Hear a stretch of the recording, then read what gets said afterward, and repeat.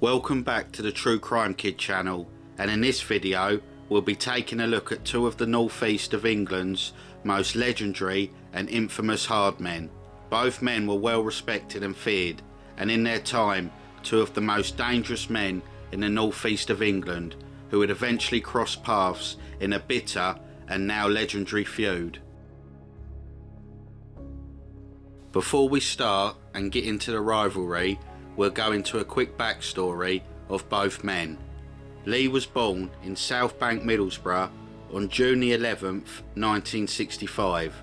Lee had a troubled upbringing.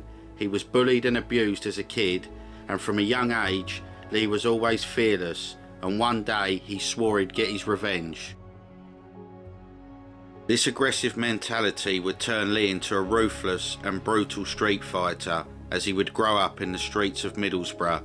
Lee was huge as well, in his prime around 6'4" and 17 stone. Lee was slowly carving a reputation for himself, and stories would soon spread of this ruthless young kid going into the town, pubs and clubs and bars, and single-handedly knocking out bouncers, door staff, as well as the local hard men. Lee was fearless and ruthless, and would challenge and take on anyone. Lee's reputation would get bigger in Middlesbrough and the surrounding areas. Lee was well known to have a big knockout punch and devastating power, often overwhelming his opponents in a matter of seconds. A lot of people think Lee was an amateur boxer, but Lee had hardly any real boxing experience. Lee was just born to fight. He had speed, accuracy, and devastating power, but on a few occasions Lee would meet his match. It's a well-known fact Lee had numerous attempts made on his life. He was shot at on a few occasions and even had petrol poured over him in an attempt to set him alight. He also had a few fights he didn't win, such as a time he had a fight with the taxman Cockerell. Another famous face, Cockerell at the time was a monster of a man and one of the strongest men in the country. Lee and Brian had a famous altercation in the street. Lee had allegedly approached Brian and then punched him in the side of the face, catching Brian off guard. Then Brian grabbed hold of Lee and would use his brute strength to overpower and overwhelm him and throw Lee into a set of doors. The fight would carry on and continue up the street. The fight would ultimately end in a draw, and the two would make good friends and decide to team up and start taxing drug dealers and other criminals in Middlesbrough and surrounding areas. But that's the one thing about Lee. He always wanted to be the hardest man around and the toughest guy in the room. He was never scared and wanted to fight and challenge anyone, which led to his obsession and determination to fight and cross paths with the northeast's other big face and fighting man, Viv Graham. Viv grew up in Highfield, Rowlands Gill, a small village on the outskirts of Gateshead, and later on in his life he would move to Newcastle. Unlike Lee, Viv was a good amateur boxer and had a number of fights under his belt. Viv was a huge and powerful guy. Although not really a criminal, Viv would end up involved in that life. Viv made his start as a doorman, working with well-known hard men and faces at the time, Billy Robinson and Paddy Leonard.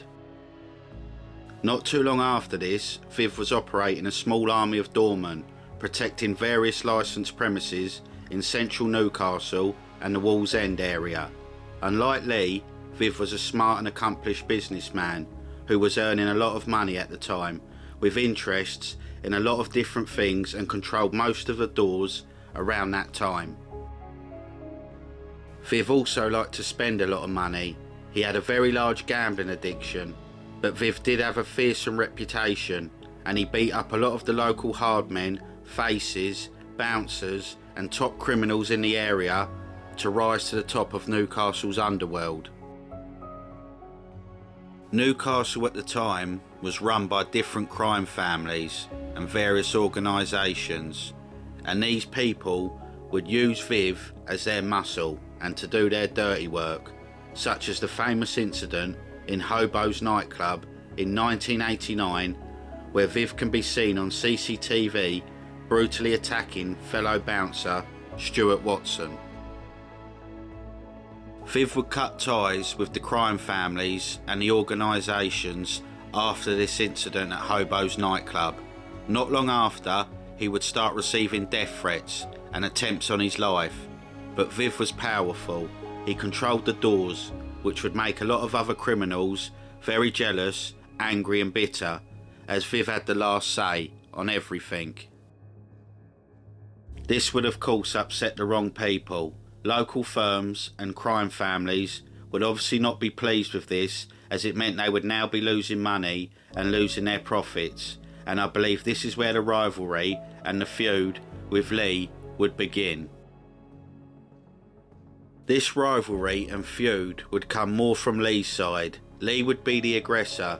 There are multiple stories of Lee turning up at Viv's doors and clubs and terrorising Viv's bouncers, knocking out 3 or 4 at a time, and would say to the staff, "Tell Viv the duffer has been."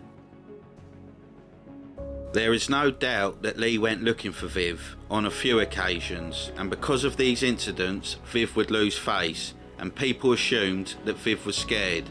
However, I don't believe this. Viv was a powerful man who could more than look after himself. Win, lose or draw, Viv was game and not scared to fight anyone. This feud was being instigated by other people at the time. Lee spent a lot of time in Newcastle and had a lot of close friends there, and all of Lee's associates, in one way or another, had a major problem with Viv. I think they wanted Viv out the way, so would use Lee as their weapon, because they did not want to fight Viv and they didn't want to take him on. Plus Lee was younger and immature. He lived for the moment and also wanted Viv's reputation, as Viv had a big reputation at that time. But Viv had more to lose. He had multiple businesses and was a successful businessman. The two men never did have that famous fight, and after time their rivalry slowly fizzled out. Lee and Viv would both die violent deaths not too long after this. Lee would pass away first. On the night of Lee's death, he had turned up at a party at a local Caribbean centre. Apparently the party had been ruined as soon as Lee turned up, and the atmosphere was killed. Lee got into an argument with a man called David Allison, probably one of the only people at that time that wasn't scared of Lee. Lee and Allison had a long history. They'd had a few run-ins and a few fights before, with Lee often coming out on top. But on this evening, the two men went into the car park, had a small scrap. Lee was said to be getting the upper hand, it seemed, until someone handed Allison a knife and he stabbed Lee one time under the left arm. Lee would be rushed to hospital, but despite doctors' best efforts, he would pass away at 3:55 AM on August the 25th, 1991, aged only 26. Viv would live for around another year and a half after Lee's death, but would also meet a violent death himself. Viv would be gunned down and shot multiple times outside the Queen's Head pub on Border Road, Wallsend, on New Year's Eve, 1993. Viv's car window was mysteriously smashed at the time, probably in an attempt to draw his attention so he could be caught off guard. Viv was a fighter though, and would drag himself around 30 yards before collapsing. He would pass away later that night in hospital, aged just 34. Viv's murder is still a mystery and his killers have never been caught to this day. Thanks for watching. If you like the content, please like and subscribe, and I'll see you in the next video.